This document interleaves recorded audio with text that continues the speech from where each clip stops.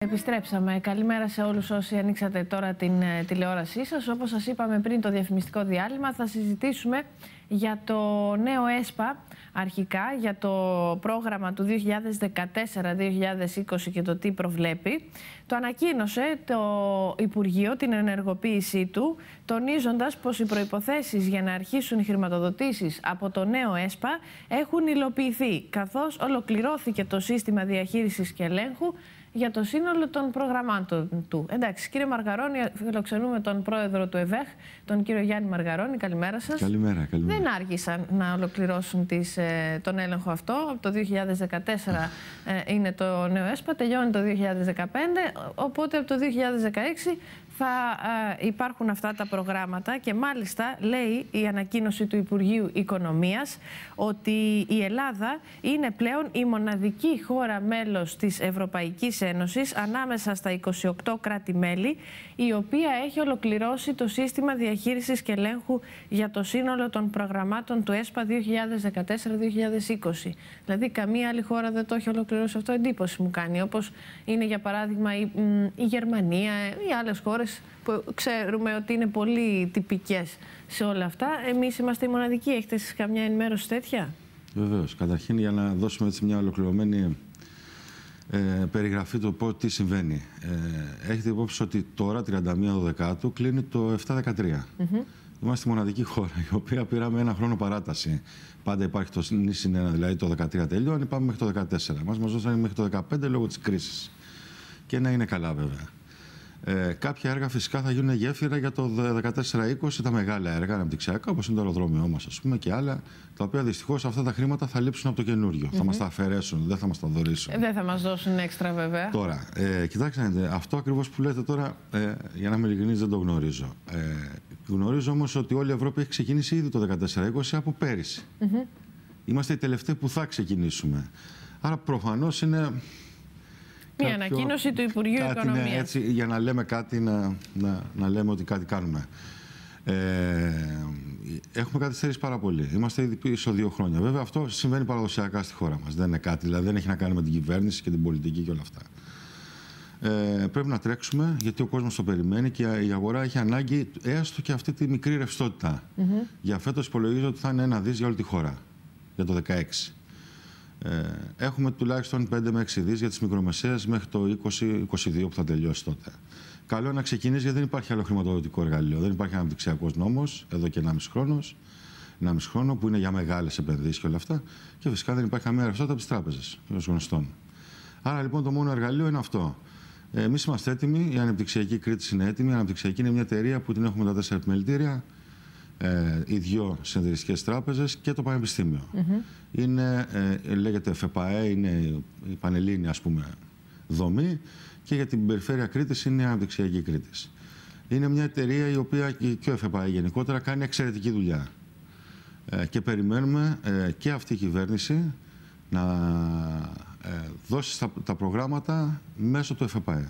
Και όχι κάποιο αλλού, δηλαδή να ξαναγυρίσουμε στον παλιό τρόπο που πηγαίναμε από τα Υπουργεία.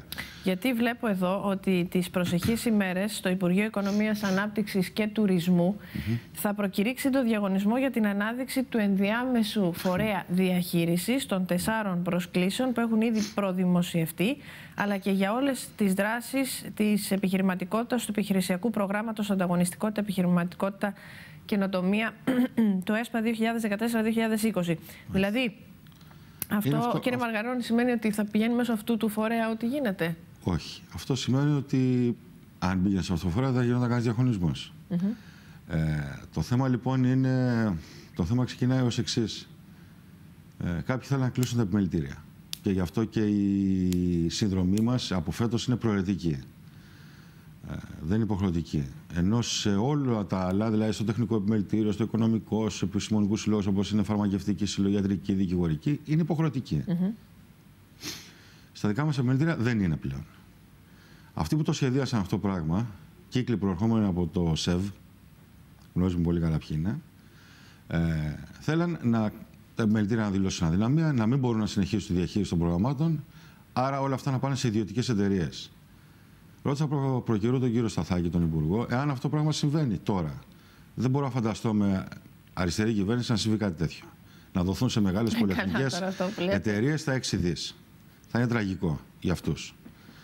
Και για μας βέβαια, διότι γνωρίζουμε πάρα πολύ καλά ότι όσα χρόνια συνέβαινε αυτό το πράγμα, υπήρχε τεράστια καθυστέρηση στην αξιολόγηση των φακέλων, στη ροή του προγράμματος. Δηλαδή, εκεί εμείς που έχει ανακοινώσει πάρα πολλές φορές ο κύριος Αρναουτάκης, γιατί τα περιφερειακά προγράμματα πέρασαν από εμάς, από αυτή τη δομή. Ότι 1.400 επιχειρήσεις επιδοτήθηκαν στη χώρα μέσα σε 1,5 χρόνο. Αυτό μετά σε 1,5 χρόνο θα χρηματοδοτούνται 40. Και θα υπάρχουν και γνωστοί μακριχέριδες. Γιατί στην Αθήνα, όταν είναι ένας υπάλληλος, δεν τον ενδιαφέρει καν. Συντηρούμε αυτό το σύστημα. Το οποίο έχει σπάσει, έχει διαλυθεί και έχει δημιουργηθεί ο ΕΦΠΑΕ και οι αναπτυξιακές.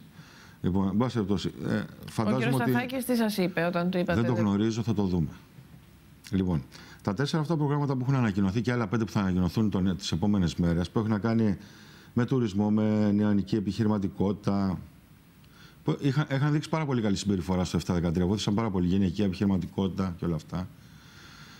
Είναι καλά προγράμματα, είναι πάρα πολύ ωραία. Η αλήθεια είναι ότι δεν έχει βρεθεί ακόμα ο φορέας υλοποίησης. Δηλαδή, ξεκινάει να προδημοσιεύει και έχει τρελαθεί ο κόσμος και μας ρωτάει συνέχεια μια προδημοσίευση η οποία δεν λέει κάτι, δεν λέει τίποτα. 6 μήνες τώρα υπάρχει μια προδημοσίευση. Καλό είναι λοιπόν το Υπουργείο να προσέχει σε αυτά τα πράγματα, διότι κάνοντας μια προδημοσίευση, βάζει τη διαδικασία τον κόσμο να αρχίσει να ρωτάει τους συμβούλους, το επιμελητήριο. Μα βλέπω εδώ παντού, έχει δώσει εσάς, ποιοι είναι οι δικαιούχοι, για ποιες δράσεις, ποιες είναι οι προϋποθέσεις επιλεξιμότητας. Αυτό έχει γίνει από τον Αύγουστο. Ναι. Ιούλιο, πριν τις εκλογές. Λοιπόν, 6 μήνες λοιπόν τώρα έχει βάλει μια διαδικασία τον κόσμο, η οποία ήταν αχρίαστη, γιατί νομίζουν ότι εμείς τα κρύβουμε. Κάποιος άλλος. Ευτυχώς υπάρχει το ίντερνετ πλέον στις μέρες μας και δεν μπορεί να μείνει και τίποτα κρυφτό. Εντάξει, λένε ότι από τις αρχές του 2016 θα ξεκινήσει. Μακάρι να ξεκινήσει. Να βρεθεί ο φορέας υλοποίησης, ο οποίος εγώ θα πρότεινα να είναι ο ΦΠΑΕ, γιατί έχει δείξει πάρα πολύ καλά δείγματα. Από εκεί δεν υπάρχει κανένα όφελος για τα επιμελητήρια, το τονίζω, ούτε για τις τράπεζες, ούτε για το πανεπιστήμιο. Το ποσοστό που κρατάει η ΦΠΑΕ, το 3% αναπτυξιακή, είναι για να πληρωθούν 25 άνθρωποι που δουλεύουν εκεί μέσα. Τίποτα άλλο. Και τα έξοδά τους, σαν είναι μια δομή η οποία λειτουργεί σε ετήσια βάση, κανονικά, σαν εταιρεία. Αυτά λοιπόν τα προγράμματα που θα ανοίξουν, καλό είναι πρώτα να βρουν το φορέα που θα τα υλοποιήσει και μετά, όταν θα είναι η ώρα, να τα εξαγγείλουν και μέσα σε 20 μέρες να το ανοίξουν. Οπότε, για να καταλάβει και ο κόσμος που μας ακούει, κύριε Μαργαρώνη, έχουν γίνει αυτές οι προκηρύξεις για το νέο ΕΣΠΑ. Ωστόσο, δεν υπάρχει κάτι σίγουρο που εγώ, αν είμαι μια νέα επιχειρηματίας και θέλω να ενταχθώ σε κάποιο πρόγραμμα, να έρθω στο επιμελητήριο να μου πείτε τι να κάνω. Έτσι. Όχι, να περιμένετε λιγάκι. Αν θέλετε, στο επιμελητήριο υπάρχει πλέον και ξεχωριστό γραφείο το οποίο ενημερώνει για προγράμματα και ενημερώνει και σε βάθος. Δηλαδή, δεν θα κάνουμε το ρόλο του Συμβούλου. Δεν είναι σωστό να ανταγωνιζόμαστε τις επιχειρήσεις μας. Αλλά μπορούμε να σας πούμε αν αξίζει να καταθέσετε μια πρόταση και να δώσετε τα πρώτα 1.000 ευρώ. Επίσης, να προσέξει πάρα πολύ ο κόσμος το βορβαδισμό μηνυμάτων που δέχεται από εταιρείες της Αθήνας, της Θεσσαλονίκης, της υπόλοιπης χώρας, που τους εγγυούνται, λέει, να μπουν σε προγράμματα, έχουν ανοίξει και στείλτε μας 500.000 ευρώ, τα οποία τους τα κλέβουν στην κυριολεξία. Για πείτε μας, συμβαίνει αυτό. Άρα, βεβαίως. Άρα, λοιπόν, θέλει πολύ προσοχή να μην εμπιστεύονται τέτοιους. Ας ρωτήσουν στο επιμελητήριο. Δεν έχουμε πρόβλημα να τους απαντήσουμε. Να ρωτήσουν, υπάρχει στο site του επιμελητήριου η λίστα με τους συμβούλους που υπάρχουν στον νομό Χανίων. Ας βρουν από εκεί. Ας προτιμήσουν μια χανιώτικη εταιρεία. Δεν είναι κακό. Έτσι, και να μην παρασύρονται από αυτά τα πράγματα. Υπάρχει επίσημος φορέας, που είναι το επιμελητήριο, το οποίο μπορεί να ενημερώσει για το πότε θα ανοίξει το πρόγραμμα. Μην ανησυχεί κανείς. Καλό είναι να υπάρχει μια ψυχολογική προετοιμασία ή να υπάρχει μια προετοιμασία γενικότερη, γιατί θα χρειαστούν και ίδια κεφάλαια. Και ίδια κεφάλαια και αποφάσεων, αλλά να έχει εμπιστοσύνη και θα γίνουν απαραίτητες ανακοινώσεις. Δηλαδή, δεν υπάρχει περίπτωση να ξεκινήσει ένα πρόγραμμα και να μην γίνει μια εκδήλωση τουλάχιστον στο επιμελητήριο στα Χανιά, μία-δύο εκδηλώσεις στην περιφέρεια, στην επαρχία, δηλαδή στις επαρχίες.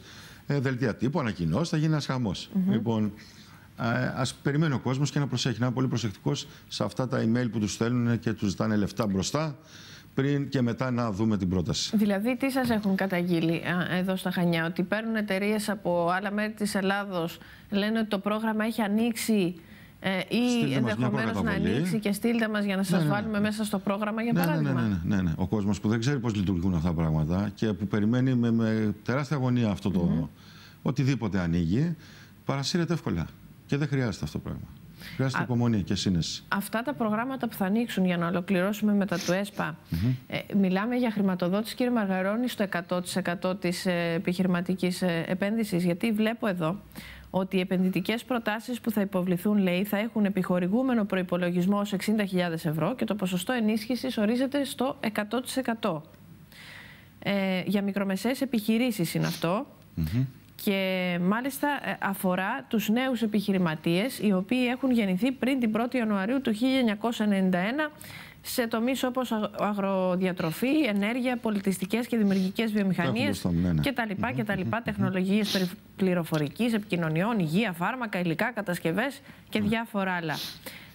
Οπότε τα προγράμματα που ενδεχομένως ανοίξουν το επόμενο διάστημα, προφανώς από το 2016, θα μιλάμε για χρηματοδοτήσεις του 100% για τους νέους επιχειρηματίες. Ξέρετε κάτι τέτοιο? Ναι, όταν είναι μικρό το πρόγραμμα, όπως ήταν η γυναικεία ή η νεανική επιχειρηματικότητα την προηγούμενη φορά, που ήταν περίπου 30-40 είναι στο 100% και καλύπτει κάποιες δαπάνες.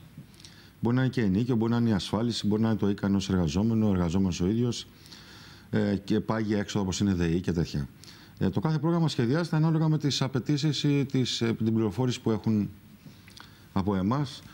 Το πώς θα γίνει. Τα περιφερειακά τα ΠΕΠ που είπαμε προηγουμένως για 1.400 επιχειρήσεις από την Κρήτη που μπήκαν ήταν στο 60%. 20% χρηματοδότηση και 20% ίδια κεφάλαια. 20% δηλαδή από τις συνεταιριστικές τράπεζες και 20% ίδια κεφάλαια. Είναι διαφορετικά. Βέβαια, εκείνο αφορούσε μέχρι 300.000 ευρώ η επιδότηση. Δηλαδή σχέδια των 500 του μισού εκατομμυρίου έως. Το κάθε πρόγραμμα έχει τα δικά του. Ναι. Όμως είναι πολύ εύκολο, πολύ ξεκάθαρο το πώς μπορεί να γίνει. Μάλιστα. Οπότε λέτε στον κόσμο να περιμένει. Να περιμένει, να διαβάζει, να μπαίνει στο site του επιμελητήριου, να διαβάζει από εσάς φυσικά ό,τι ανεβάζετε και εσείς επίσημα σελίδες και να μην παρασύρετε από αγνώστους. Από επιτίδιους, θα πω εγώ. Έτσι. Μάλιστα. Για να δούμε κάτι άλλο. Είχατε και εκλογές στην Εθνική Συνομοσπονδία. Ναι. Πώς τα πήγατε? Καλά τα πήγαμε. Εντάξει, ξανά εκλέχτηκα με το συνδυασμό του Βασίλη του Κορκίδη. Ο συνδυασμός πήρε 80%. Πανελλαδικά, 400 περίπου εκλέκτορες ψήφισαν, οι περισσότεροι.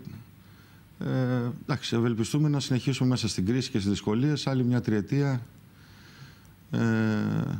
βάζοντας τώρα στόχο, η προηγούμενη τριετία ήταν ο στόχος, όπως είπε ο πρόεδρος την πρώτη φορά, η προστασία της μικρομεσαίας επιχείρησης εντός κρίσης. Αυτό το πετύχαμε. Όσο είναι δυνατόν. Φυσικά οι απώλειες υπάρχουν πάντα, δεν το συζητάμε και είμαστε πάρα πολύ στεναχωρημένοι, αλλά δεν μπορεί να συμβεί αυτό. Και αυτό που πρέπει να δώσουμε στον κόσμο να καταλάβει είναι ότι η ΕΣΕΕ ή η ΓΕΣΕΒΕ, που είναι οι επαγγελματοβιοτέχνες, είναι συνδικαλιστικές οργανώσεις, όπως η Κεντρική Ένωση Επιμελητηρίων, είναι συμβουλευτικά όργανα απέναντι στο κράτος. Δεν νομοθετούμε. Δεν είμαστε στα υπουργικά έδρανα. Αλλάξανε 5 κυβερνήσεις αυτή την τριετία που πέρασε η ΕΣΕΕ. Έπρεπε κάθε φορά να ενημερώνεις τους υπουργούς καινούριους και ας ήταν στην ίδια κυβέρνηση, να κάνεις ξανά συσχετισμούς δυνάμεων για να μπορέσει να κερδίσει κάτι. Ήταν δύσκολο μέσα στην τριετία αυτή, τα πράγματα πραγματικά δύσκολα. Όμως αυτό που ξεχωρίζει είναι ότι έχεις έναν άνθρωπο ο οποίος ξέρει πού θέλει να σε πάει. Που θέλει να πάει τις εμπορικές μικρομεσαίες επιχειρήσεις. Και γενικότερα. Έχετε στατιστικά στοιχεία, ποια είναι η εικόνα με τη μικρομεσαία επιχείρηση? Γιατί σε αυτή την τριετία, αλλά και στην εξαετία, εφταετία από την έναρξη της κρίσης, έχουν κλείσει αρκετές. Βλέπουμε βέβαια κάποια καταστήματα να ανοίγουν με διαφορετικές χρήσεις. Δηλαδή έχουμε δει πάρα πολλά εμπορικά να κλείνουν και να ανοίγουν ως καφέ, ως σουλατζίδικα. Έχετε έτσι μία εικόνα να μας δώσετε? Η ομιλία μου ήταν και σε αυτό το θέμα, ότι ναι, έχουν κλείσει επιχειρήσεις, έχουν ανοίξει βέβαια και πάρα πολλές. Αν κοιτάξουμε στα Χανιά, δύσκολα βρίσκουμε ξεκίνηση στο μαγαζί πλέον. Αν θυμάστε το 11, το 12 που κάναμε ρεπορτάζ ή οτιδήποτε, ήταν τεράστια, έχει γίνει λέλαπα. Και εδώ πέρα, όπως συμβαίνει δυστυχώς στην υπόλοιπη Ελλάδα. Μην γελιόμαστε. Όπως είμαστε στην Κρήτη, δεν είναι η υπόλοιπη Ελλάδα. Από εκεί και πέρα, σαφώς και υπάρχουν πάρα πολλά προβλήματα. Δηλαδή, πάνω από το 50% δεν μπορεί να πληρώσει τώρα ο ΑΕ του, τα παγιά του και όλα αυτά είναι σε πολύ μεγάλη δυσκολία. Είναι κρίσιμες οι στιγμές, πραγματικά κρίσιμες. Δηλαδή, αν το 2016 δεν είναι καλό έτος ή δεν πάμε καλά, σαν οικονομία και σαν χώρα, θα κλείσουν πολλές επιχειρήσεις. Δηλαδή, έχουν φτάσει στο οριακό σημείο, κρατιούνται μεν, αλλά πώς. Και δεν υπάρχουν και τα αποθεματικά του 11-12 που ήταν οι χειρότερες χρονιές που μπορέσαμε και τραβήξαμε και πληρώσαμε τις υποχρεώσεις. Τώρα δεν υπάρχει τίποτα. Γυρνάς πίσω και δεν υπάρχει τίποτα. Τον κόσμο πού τον κατευθύνεται, κύριε Μαργαρώνη? Δηλαδή, αν ένας νέος επιχειρηματίας θέλει να ανοίξει μια επιχείρηση, πού τον κατευθύνεται, σε ποιο χώρο? Είναι μεγάλη συζήτηση. Δεν είναι πολύ εύκολο να το πούμε. Να βρει καινοτομία. Να βρει καινοτομία σε ένα προϊόν, σε μια υπηρεσία, οτιδήποτε. Μην να τη γράφουμε πια. Πρέπει να σταματήσουμε να τη γράφουμε. Το μιμητισμός. Έχει αλλάξει αυτό. Οι Έλληνες, σαν λαός, είμαστε έξυπνοι και ειδικά οι νησιώτες ακόμα περισσότερο. Και είναι και ένα θέμα αυτό που το δουλεύουμε με τα ευρωπαϊκά νησιωτικά επιμελητήρια. Είχατε πάει, νομίζω, και τις προηγούμενες αυτό είναι το θέμα μας, το Smart Islands που λέμε. Οι νησιώτες λοιπόν είναι πιο έξυπνοι, διότι έχουμε να αντιμετωπίσουμε εκατοντάδες χιλιάδες χρόνια τώρα πειρατές, αυτό που ερχόταν και που ήθελαν να μας κατακτήσουν και όλα αυτά. Άρα βρίσκαμε πάντα τρόπους να γλιτώνουμε και φυσικά να έχουμε εμπόριο. Γιατί η Κρήτη ήταν στο κέντρο της Μεσογείου, εδώ του πολιτισμού, και προσπαθούσε με το εμπόριο, τις τέχνες, τον πολιτισμό να δημιουργήσει κάποια πράγματα. Άρα λοιπόν έχουμε μέσα μας την καινοτομία. Μπορούμε δηλαδή να ψάξουμε, αν ξεκουνηθούμε, που ήμασταν χαλαροί και εντάξει, τι κάνει, ξέρω εγώ. Και νομίζαμε τα λεφτά τα έφερνε η βροχή, ναι. Κυρία Ξηρухάκη, για αυτή τη δουλειά πολύ ωραία. Θα κάνουμε και εμείς το ίδιο, μια χαρά, πάει αυτά. Έχει να αλλάξει αυτές τις εποχές. Πρέπει να προσαρμοστούμε πάρα πολύ γρήγορα στις νέες απαιτήσεις. Αυτό πρέπει να το καταλάβουμε. Για να επιβιώσουμε, όχι για κάποιο άλλο λόγο. Έτσι είναι τα πράγματα. Λοιπόν, αυτό ήταν και το αποτέλεσμα της καινοτομία συνάντησης. Πρέπει να μπαίνει μέσα και η τεχνολογία. Πρέπει να μπει μέσα σε επιχειρήσεις πάρα πολύ. Τώρα, αυτό θα μας βοηθήσει και το Πολυτεχνείο εδώ. Πρόσφατα υπογράψαμε με τους ΜΠΔ, με τη σχολή, τον κύριο Τσερβελούδη, ένα σύμφωνο συνεργασίας στο επιμελητήριο, το οποίο θα προσπαθήσουμε αυτοί να μας δώσουν την καινοτομία και την τεχνολογία, εμείς να τη διαχείσουμε στις επιχειρήσεις ώστε να έχουν όφελος. Και το αντίστροφο. Δηλαδή να υπάρχει όφελος από το Πολυτεχνείο στην τοπική αγορά, οικονομία. Και στην αγορά εργασίας, γιατί θέλουμε να απορροφήσουμε αυτά τα παιδιά. Γιατί να μας φύγουν, δεν είναι κρίμα να μας φύγουν. Έχουν φύγει ιδέες. Και οι επιχειρήσεις να εξυγχρονιστούν όσο είναι δυνατόν. Ξέρω, βέβαια, και είναι κρίμα. Κάτι τελευταίο, κύριε Μαργαρώνη, γιατί ο χρόνος μας πιέζει. Τι γίνεται με το δεύτερο βιοτεχνικό πάρκο, το οποίο και το προηγούμενο διάστημα είχαμε ακούσει πάρα πολύ θετικές εξαγγελίες για την υλοποίησή του. Ωστόσο δεν βλέπουμε κάτι να κινείται. Τι γίνεται? Λοιπόν, μέχρι 31 Δεκάτου πρέπει να έχουμε ανάδοχο, εργολάβο, εταιρεία, η κοινοπραξία. Οι προσκλήσεις έχουν ξεκινήσει από χθες και φεύγουν προς εταιρείες που έχουν τις προϋποθέσεις να αναλάβουν το έργο. Το χρηματοδοτικό εργαλείο που λέγεται Τζέσικα το έχουμε. Είμαστε έτοιμοι λοιπόν να ξεκινήσουμε. Αυτό που γίνεται τώρα είναι ένα μεγάλο ερωτηματολόγιο προς τους βιοτέχνες, σε 1.000 βιοτέχνες που είναι γεγραμμένοι στο επιμελητήριο. Είναι περίπου 2.500, αλλά αυτοί που θα έχουν ενδιαφέρον να πάνε εκεί, γιατί οι βιοτέχνες λέμε και επαγγέλματα τα οποία δεν χρειάζονται τόσο χώρο για να πάνε, τρέχει αυτή τη στιγμή. Θα γίνει μια μεγάλη εκδήλωση στο επιμελητήριο στις 16 του μήνα. Τώρα, τις επόμενες η οποία μέρες. θα έρθει ο τεχνικός σύμβουλος, ο κ. Μπαλτάσος, που έχει φτιάξει το 95% των πάρκων στη χώρα, των βιοτεχνικών πάρκων και βιομηχανικών ζωνών. Θα κάνει μια πλήρη και εκτενής ανάλυση το πού θα γίνει, πώς θα γίνει, τι θα αγοράσει ο κόσμος και όλα αυτά. Παρουσίαση, θα είμαστε και εμείς εκεί. Θα λειτουργήσει help desk στο επιμελητήριο μέσα για πληροφόρηση κάθε μέρα μετά από εκεί και πέρα και να δούμε το ενδιαφέρον. Εάν πραγματικά υπάρξει ενδιαφέρον, θα προχωρήσουμε. Αν δεν υπάρξει? Αν δεν υπάρξει ενδιαφέρον, δεν θα προχωρήσουμε. Όχι, θα το αναβάλουμε για λίγο. Διότι δεν μπορείς, αυτό το πρόγραμμα που έχουμε εμείς τώρα πρέπει τέλος του 2017 να έχει τελειώσει, να λειτουργεί. Τέλος του 2017 πρέπει να έχει υλοποιηθεί το πάρκο. Ναι. Στη μέση λέει μέχρι να ξεπεράσει αυτά, τέλος σε 2 χρόνια πρέπει να είναι έτοιμο.